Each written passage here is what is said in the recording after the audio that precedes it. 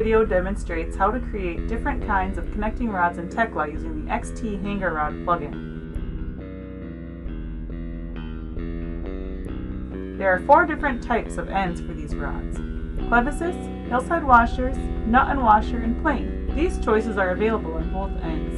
We will create our first one using the clevises on both ends. On the Materials tab, we will use the 1/2-inch rod. On the Start Clevis tab, we can choose from 4 styles of clevises. We'll use a standard clevis type and choose preset clevis dimensions for a number 2 clevis. Let's update a couple of the settings to make a wider fork and longer thimble in the clevis. There are 2 types of thimbles to choose from, hexagon or round. Let's use hexagon. There are 3 types of pins to choose: headed pin, straight pin, or a bolt. I'm going to choose a bolt. Let's set the bolt properties we want to use and copy these properties to use on the end clevis pin. Then, let's set the end clevis properties to match what we use in the Start clevis, and pass the bolt settings in the bolt properties. We are not using turnbuckles or couplers in this first example. Our clevis rotation angle will be 0 degrees as our connection plates are vertical. Now let's create a hanger rod to support the ends of the canopy support beams. Notice we have set our distance from input points to center of the pins at 0 inches so we can snap to where our pins will be in the connection plates. And here's our hanger rod with the clevises and threaded rod ends. We can use Tekla's bolt parts to add a hole in the connection plate at our pin location. This looks like what we wanted, so we'll copy it to the other canopy support beams. Now we will create a horizontal brace rod with a corner built up columns. We're going to use clevises for this brace rod, but we'll change the rod diameter to 3/4 of an inch by opening the part dialog for the rod and changing the diameter in the profile. Notice that we can change all the part properties like clevises and add the Botto item user defined attributes for billing and purchasing reports. We will create this rod from the center on the toe of our connection angles on each column. Let's change the rotation on the clevises to 90 degrees because these connection angles are horizontal.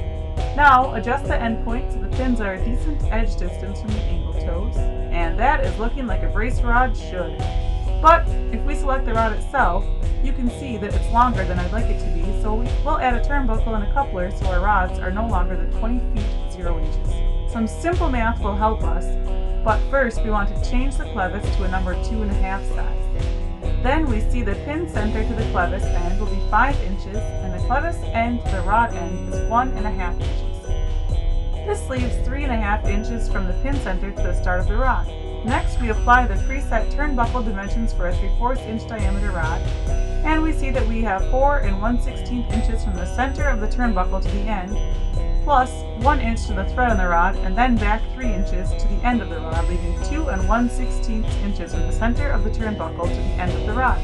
On the Parameters tab, we adjust the location of the center of the turnbuckle to make a 20-foot 0 rod. Then we do some more math to get a 20-foot 0 long rod from the turnbuckle to the coupler. Click on Modify to update the brace rod.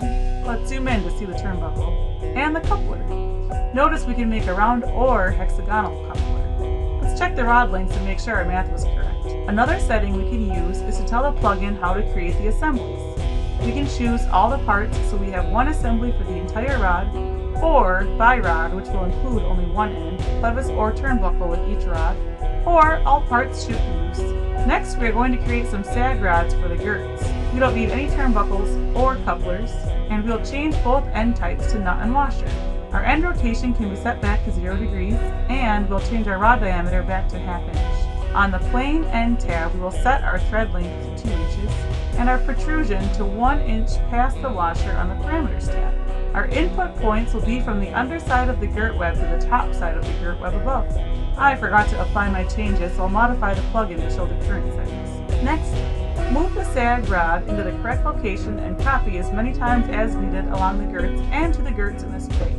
The last part of my demonstration will show how to create a vertical diagonal brace with hillside washers. Change both ends to hillside washer type and change the rod profile back to 3/4 inch diameter. Apply the preset hillside washer dimensions for a 3/4 inch rod.